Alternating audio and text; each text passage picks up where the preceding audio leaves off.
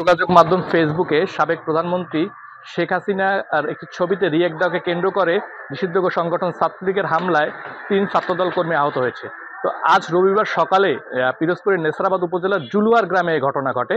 তো সেখানে স্থানীয়দের সাথে কথা বলে আমরা জানতে পেরেছি স্থানীয় এক আওয়ামী লীগ নেতা মুজিবুর রহমানের ছেলে সিয়াম সকালে ফেসবুকে একটি ছবি পোস্ট দেয়। এই ছবির নিচে স্থানীয় ছাত্রদলের বেশ কয়েকজন হাহা রিয়েক্ট দেয়। এতে ক্ষিপ্ত হয়ে স্থানীয় ছাত্রলীগের একাধিক নেতাকর্মী মিলিত হয় ৩ জন ছাত্রদল কর্মীর উপর হামলা চালায় এবং তাদেরকে পিটিয়ে গুরুতর জখম করে। তা এরপর স্থানীয়রা তাদের উদ্ধার করে স্থানীয় স্বাস্থ্য কমপ্লেক্সে নিয়ে ভর্তি করে। তো এ বিষয়ে আমরা স্থানীয় নেতাদের সাথে কথা বলেছি। স্থানীয় বিএনপি সাধারণ সম্পাদক আমাদের যেটা জানিয়েছেন যে এই চক্রটি এলাকায় বিভিন্ন ধরনের সন্ত্রাসী কর্মকাণ্ড করে আসছে।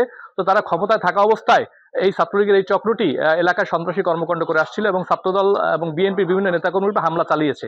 তো ক্ষমতা থেকে যাওয়ার পরও তাদের এই কর্মকাণ্ড অত্যন্ত দুঃখজনক এবং তারা স্থানীয় প্রশাসনের দৃষ্টি আকর্ষণ করেছে যে এই ঘটনার একটি দৃষ্টান্তমূলক বিচার হওয়া দরকার।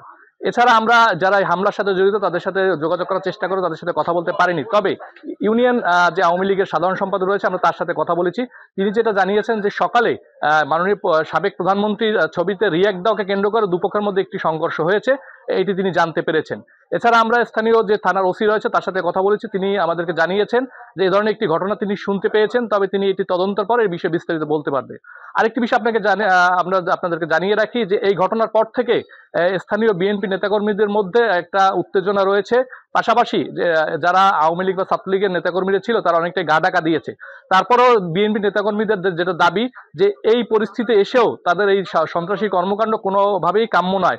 এটি তারা জেলার আইনশৃঙ্খলা রক্ষাকারী বাহিনীর ঊর্ধ্বতন কর্তৃপক্ষের দৃষ্টি আকর্ষণ করেছে এবং ভবিষ্যতে যেন এ ধরনের কোনো কর্মকাণ্ড তারা না ঘটাতে পারে সেদিক সজাগ দৃষ্টি রাখার জন্য তারা দাবি জানিয়েছে।